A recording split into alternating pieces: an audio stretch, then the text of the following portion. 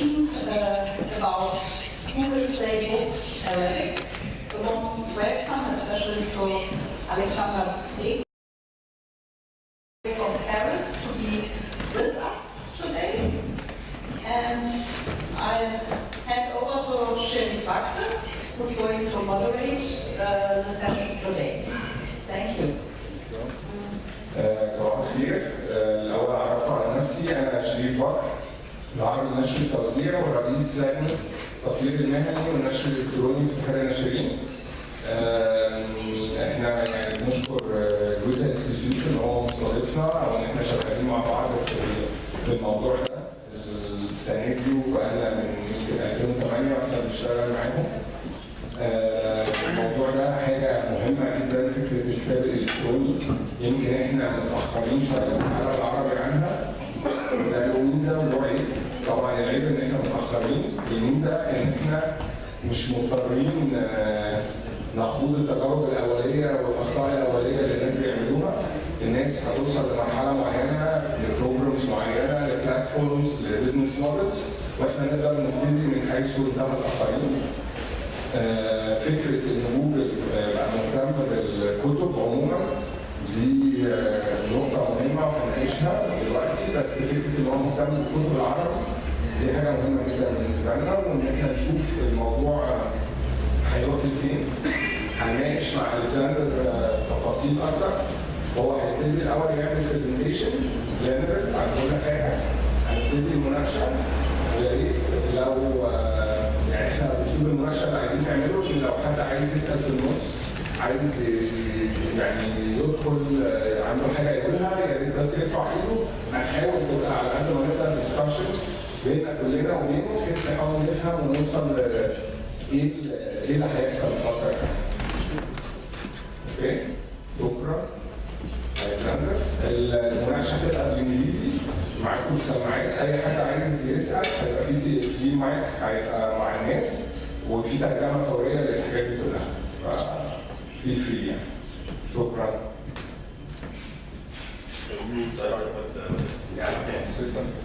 All right. Well, thanks very much. Thanks a lot for coming over, and thanks a lot for the translators there in the back.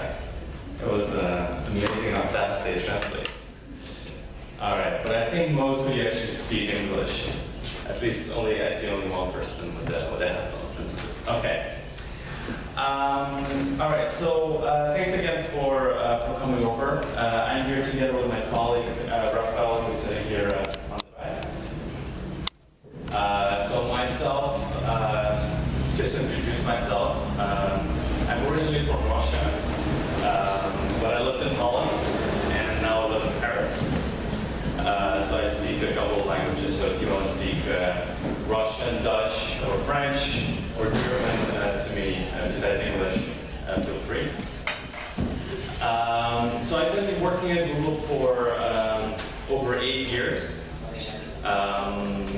and I've been now involved with Google Play Books over 5 years now. So, you know, we're really excited now to be here in the region. I'm speaking a little bit slower because there's translation to ask me not to be too fast. So we're really excited to be here because, as you'll later see in my presentation, we have been involved with many regions in the world. We're selling books, as you will later see, in almost 70 countries already in the world. And the MENA, the Arab world, is obviously a region where we have not yet launched. So we're really excited to be coming here and to launch here because we know the big potential here in the region. Now I believe first I'm going to do a presentation for you all to know a little bit more about the product. I'll show you Google Play, I'll show you Google Play Books, and hopefully you'll really understand how it all works. And afterwards, we're going to have much more of an open discussion to see what's up, with the publishing world and with the challenges we have here in the region. Just to start off, a couple of you here in the room are already working with us. So that means we're already signed agreements that we're already getting your books ready for the upcoming launch here in the MENA region. Some of you have not. So if you are not yet working with us, you may want to stay longer after the event, so then we can tell you a little bit more on how we can help open your account and start getting your books ready for the store. Okay. All right. And if you have any questions, feel free. We're quite a compact group, so we can discuss any questions. When do you expect the launching? Very, very soon. The official, it's a matter of a couple of months. Okay, so we're really very close by. I cannot say an exact word, but that may just be the time when we're going to launch. So I just wanted to start off with a little video about Google Play Books. You may not straight away understand everything what is going on, but at least it's something to make you curious. And most likely you're gonna, during the presentation, you're gonna much better understand what Google Play Books is. All right? It's in English, but there's not that much language to understand.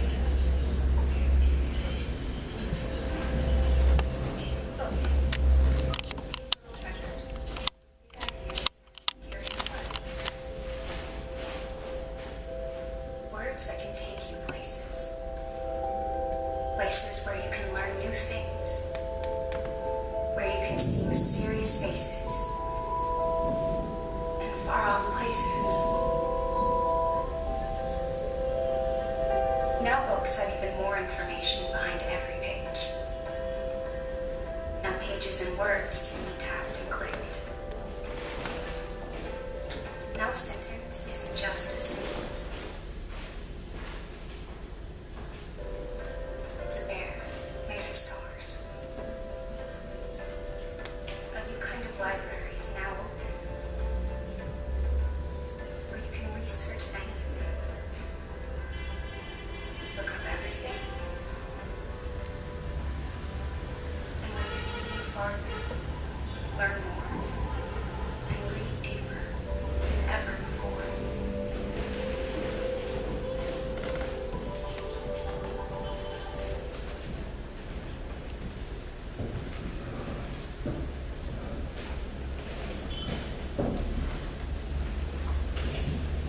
All right. Cool. So before we start really talking about Google Play Books, or the books product, we need to start off by talking about Android. Okay. Now, who here has an Android device with them or at home? Okay. I think everyone raised their hands. Okay. That's good. So the reason, the status of Android, as you can see, is really, really significant in the world. Here you can see a couple of numbers we have for today. 1.4 billion Android devices in 2014 that have been shipped. 1.5 million Android devices that are activated every single day. Okay, so every day there's more and more Android devices coming there. And this number, 600 OEMs. OEMs are producers of Android devices, right? You may have a Samsung, you may have an HTC.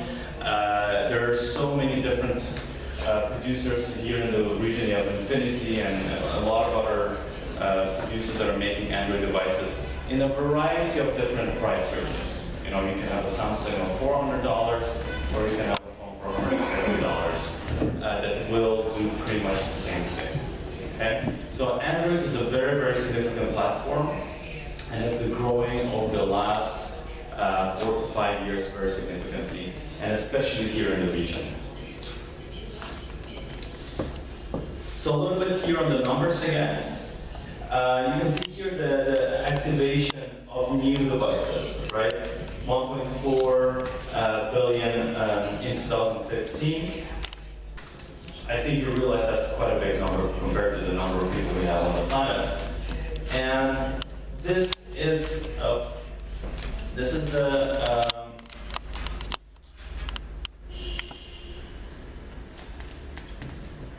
the smartphone market penetration. Okay, so this is a very significant number, very important, especially here. Globally, the Android market share is 83% of all the smartphones. 83. Where we are now today in Egypt and in the Arab world, it's even higher than that. So Android is really a platform. When you're talking mobile here in the Arab world, you need to be talking about Android, okay? Because it is the platform people use. It's a platform to reach people today. So if we want to talk about digital, if we want to talk about mobile, we need to talk about Android, especially here. And this is also one of the things we're going to talk about later. This is also a significant part and the strength of Google Play Books. Now the reason why Android is so important is because Google Play is an essential part of Android, right? If you're buying an Android phone today, Google Play is part of it. It's already on your phone, you click Google Play, and what do you get? You get apps, right? Today, here in the region, you get apps only. But this is not only Google Play. I don't know, I'm standing a little bit maybe in front of the screen, so maybe I'll stand here a little bit on this side. So today here in the region, we only have apps available in Google Play. But besides apps, we also have this. Those are digital content verticals. So digital music, right? Music. There's also subscription service for music, right here. We have movies and TV shows, right? We have newsstand content, so newspapers, digital magazines, and guess what? We have ebooks as well. So those are digital content verticals that are not yet launched here in the region. Okay. Myself personally, I'm working on books and newsstand. So newsstand. So this is what we're working on right now. And once those things are launched, also here in the region, you will see that Google Play is going to change the whole, the whole meaning of it. Today, people think Google Play is just apps, but it's not just apps. It's also digital content. Google Play is also the place where people go to watch a movie, where people go to listen to music, read a book, or read a newspaper. It's an entertainment hub, and it's a platform to buy any type of digital content. All right. So what is also important in Google Play is obviously the way to pay, right? It's digital content besides apps, but people need to have a very easy way to pay Google for content that they're getting there. Even today, here in Egypt or in the Arab world, already now people can use credit cards, people can use some other local payment methods. There is PayPal, there is some other direct carrier billing. It's a bit maybe complicated to explain, but there's different ways on how users can pay for their apps today here in Egypt, for example. So that means we already have lots of users that pay us today for apps. You know, they're using games, they're paying for apps. All this is already happening today. So we have already a very big base of users of Google Play today. So global payments are a very essential part of a digital content store. Today, people, let's say you have a user that is only buying apps and paying for games, but we already know who this user is. This user already has his details, his credit card details inside Google Play. And that's why today he's maybe only buying music, but tomorrow he can also be, buying ebooks, etc., etc. So it's one ecosystem that is part of Google Play.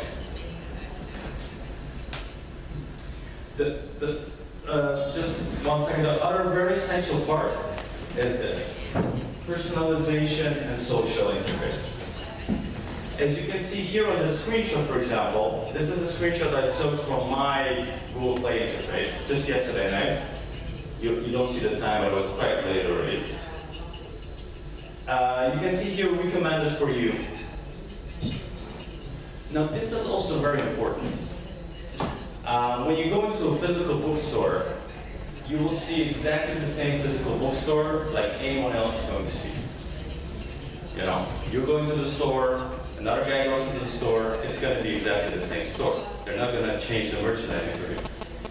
Unless you're, I don't know, very important maybe. But what we can do with our technology, with Google Play, because we know what kind of person you are, we know what kind of apps you're using, we know what kind of books you've been reading before, because we know what kind of stuff you've been buying previously on Google Play Books. We can give you a lot of interesting recommendations for content that you don't even have to look for.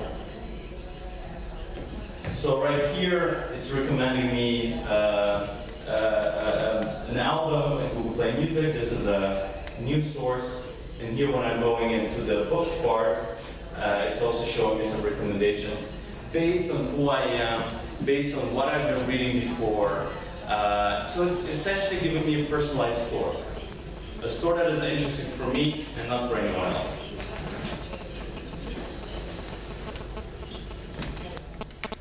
Okay. So let's look at some more numbers. You know, we're still at Google. We like numbers. We like big numbers, especially billions. We do a lot of stuff in billions. So here you can see a little bit of metrics in terms of Google Play. We mentioned PayPal. It's a very important way to pay for digital content, so we have it available as well on Google Play. This is a number of revenue we have been paying to developers, to PayPal is a way to pay for stuff online, right? I'm not sure it's available, maybe not in Egypt, but maybe in some other Arab countries. But just to say that we are adding more and more ways for people to pay us. If we're talking about payments, digital payments, a very popular way to pay is actually using your mobile carrier. So for example, Etisalat, I think they're also working here.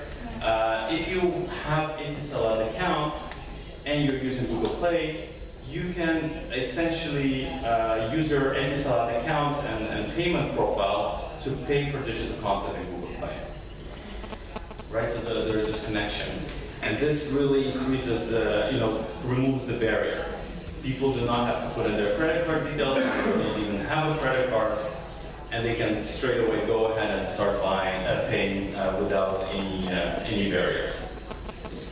So this is the amount of dollars we've been paying for partners, mostly developers of apps, but also digital content in Google Play.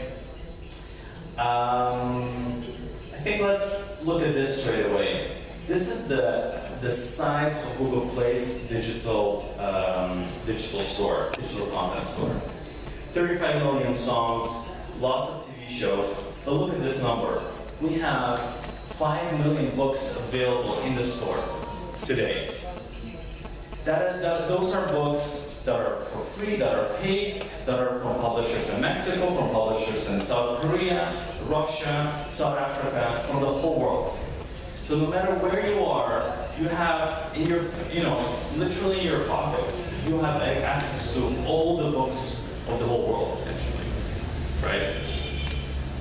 And at the same time, they're just not available. We're even suggesting you which books you're going to be probably interested in based on who you are. So it's a combination of this experience and the vast choice of content that is available just like that in your pocket. So what's direct carrier? So direct carrier billing is exactly what I explained. Is you being able to pay with your Etisalat account or with your carrier. And this is a very popular way to pay, especially in countries where people do not really use credit cards a lot. Like Germany. People don't like credit cards. All right. Any questions so far? All right. We're still going to get to the exciting part of the demo. So we're going to hopefully be able to do a live demonstration. We can go ahead and buy a book. So a little bit on numbers on Google Play Books. This is a little bit of growth over annual sales. You don't really know the numbers, but at least you know it's growing. It's growing quite significantly. It's growing much faster. I don't know if you know, but the print book market in the world is not necessarily increasing. In most countries, the print book market is actually decreasing. But at the same time, the ebook market is definitely